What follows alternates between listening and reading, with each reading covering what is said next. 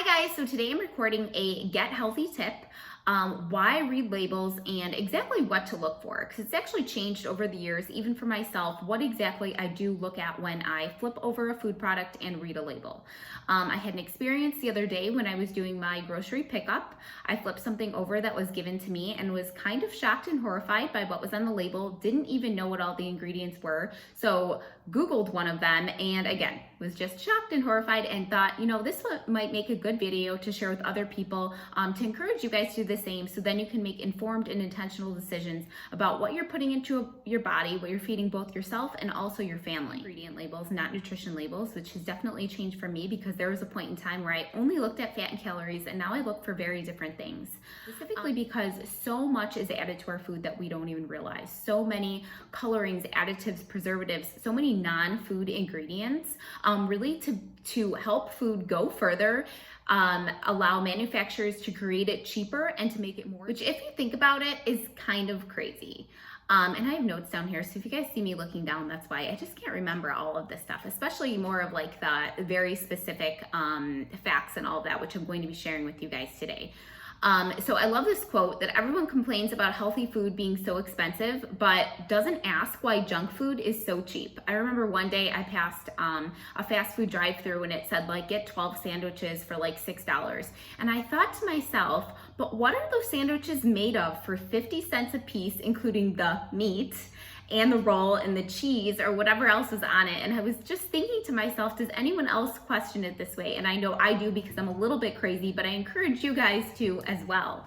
So I'm not sharing this with you guys to scare you, to tell you what to do or anything like that. I'm sharing it with you because it was an experience that I had, something that I started doing several years ago and was reading the ingredient labels, Googling what things were, and really just became amazed at what does hide in our food, what things are actually put under different names, whether that's dairy, sugar, some type of additive, especially things like MSG, just to trick us into buying these foods that have these additives in them to try to make us think that they don't. But many foods do, even if we think that they don't. So I always encourage you guys, read the ingredient labels, Google what you don't know.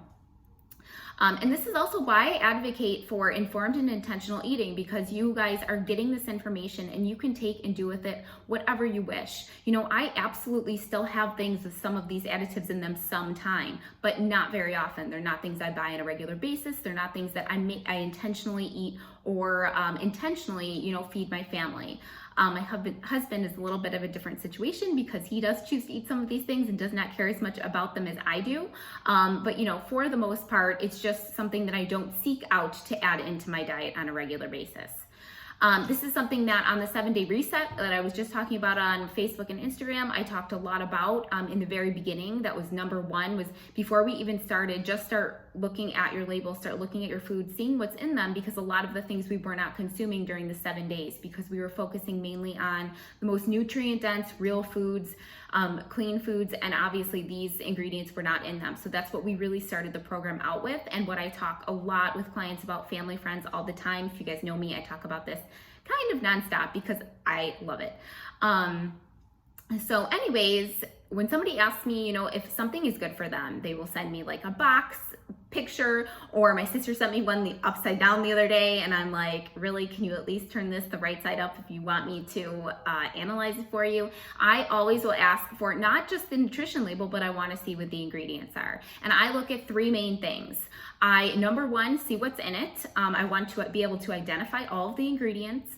I ideally want to see less than 5 things in it, unless it's a really long combination of all whole food ingredients that are in one thing. Like seeds, nuts, like a lot of those combined into one. Obviously, that's a different story, but that's not usually the case. Second thing is I'm looking for anything super processed or the main additives that are highly carcinogenic or pesticides, those types of things. And I will Google what I don't know. And then I move on to the nutrition label. Number one, I will look at how much sugar is in it. How many grams of sugar are in the food product? Then I will look at the balance between the carbohydrates, the fiber, the fat, and the protein. I may take a quick look at calories, but that is no longer what I pay the most attention to, which is so funny because for most of my life, that's all I cared about was fat and calories. And then I want to tell you guys a little bit of a story. So the other day I was picking up my grocery pickup from one of the stores locally here, and they came out with a nice little kids bag with some snacks in it and things for the parents. They're like, we really appreciate you using this service. We want to give these products to you, a lot of sample things for you to use in your home and try them out. So I was like, oh, that's cool, that's nice. So I open it up, and one of the things was a single serving size container of cereal. One of the cereals that we all knew and loved for most of our life. We probably ate a lot of it. We probably feed our kids the cereal occasionally if you have kids, maybe not. And, just for the heck of it, I decided to turn it over and see what was in it. I figured it was a lot of sugar, cornstarch, all of that type of stuff, flours, no big deal. And I was honestly a little bit shocked at what I found. I'll show you guys the label. I'm not going to tell you what this is. You may be able to figure it out because you can DM me if you want to know. I'm just not going to share the actual brand. But just to give you guys some ideas of the ingredients that were in it and what some of my main concerns was in the first 4 ingredients, 2 of them were sugar.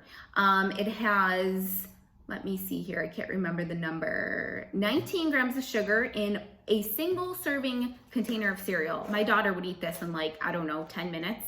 And then she would want more food. So I think the recommended daily amount for women and kids is 25 grams. So this is only 6 grams under the recommended daily amount of sugar per day. So that's really high. But that's not even a main concern of mine. The main concerns were the actual ingredients in the food. Worst were 2 color additives that are in here, yellow 5 and 6. And they are linked to concentration disorders in kids like ADHD, learning disorders. And then also, like I said, there were 5 and 6 in here. And then the other one was BHT. I had no idea what BHT was, but seeing it on the label, I was like, not familiar with that. I'm going to Google it. And what I found is, I'm reading this right from my notes because I don't know this off the top of my head, is it's a lab-made chemical that is added to foods as a preservative used to treat herpes and AIDS.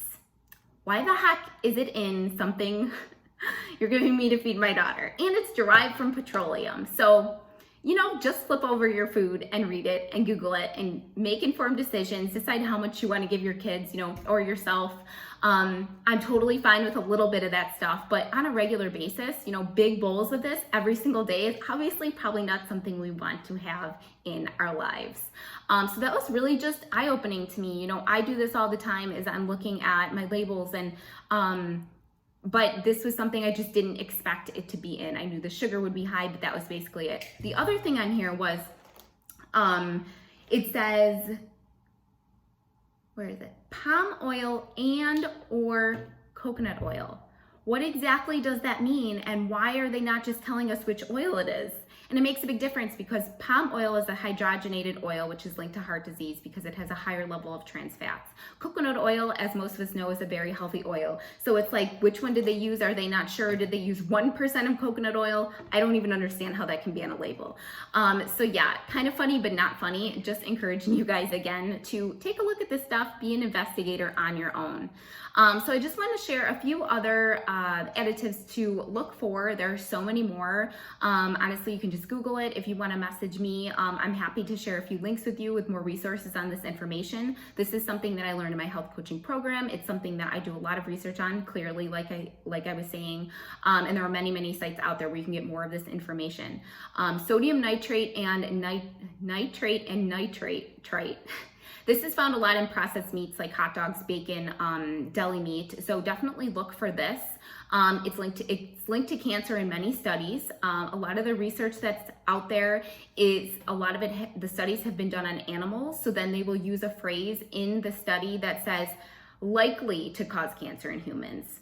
Well, for me, that is good enough to just not buy things with this in it, or very, very minimal amounts, because if it's likely to cause cancer, you know what? I just would rather skip it.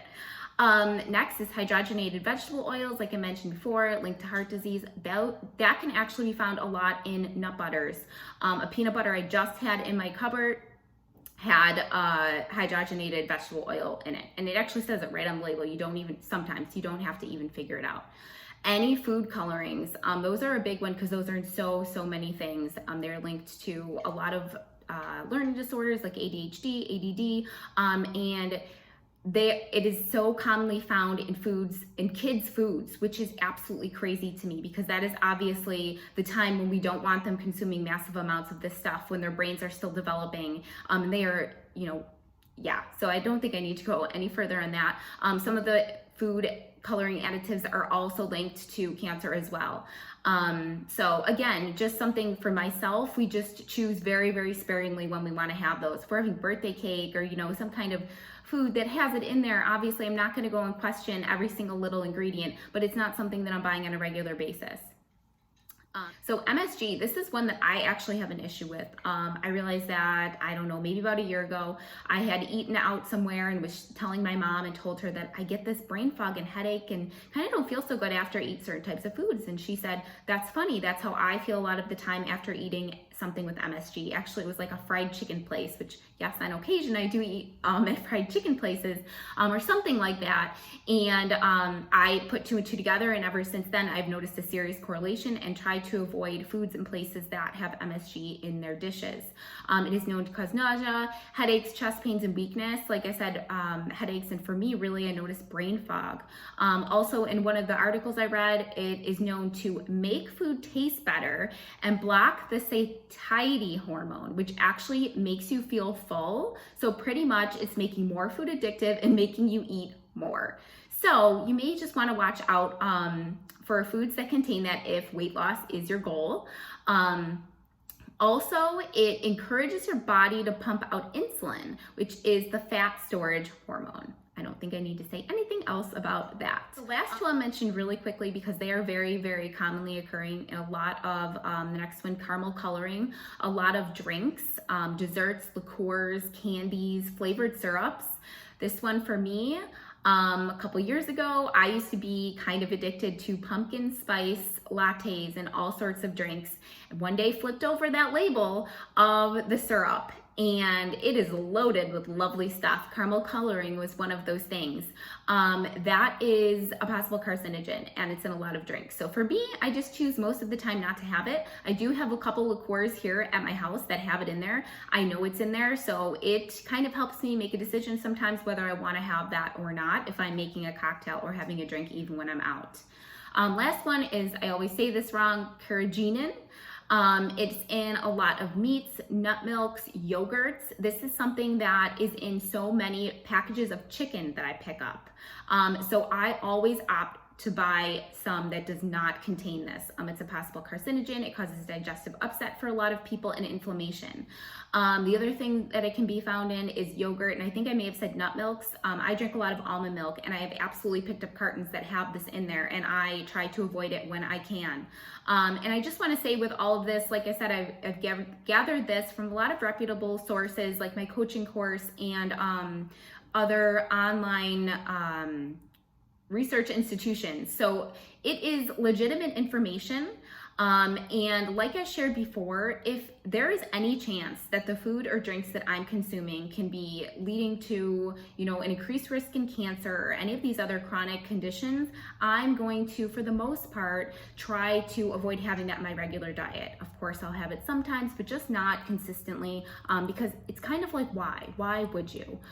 So a few things you guys can do, and I'm sure you gathered from what I've been talking about already, is number one, read your ingredient labels. If you don't understand an ingredient, Google it, see what it is, message me, I'll look it up for you. And then intentionally choose how much and what you want to eat, on a regular basis, how often. This is all specifically something we did in the reset that I just ran in my Facebook group. I'm going to be having another one in August. If you guys are interested in joining, the link is in my bio. Also, like I said, something that I talk about regularly in coaching sessions and just in conversations really with people all the time, in efforts to help people make better choices on a daily basis. So if you guys have any questions, you want to know what that cereal was, if you couldn't tell because I don't think I was very good at hiding it, definitely message me.